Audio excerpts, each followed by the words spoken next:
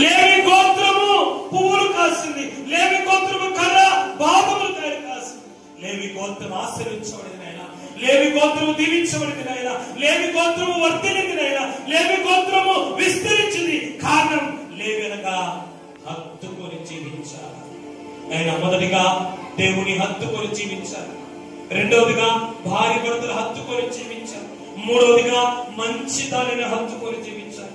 నాలుగవదిగా వాక్యాన్ని హత్తుకొని జీవించాలి. ఐదవదిగా సంఘాన్ని హత్తుకొని జీవించాలి.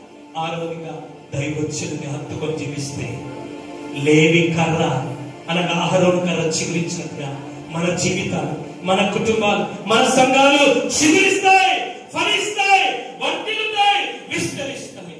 ప్రార్థన చేస్తున్నాం, ప్రభువా నన్ను కూడా లేవిలాగా మార్చున్నాయి, నన్ను కూడా లేవిగా మార్చున్నాయి.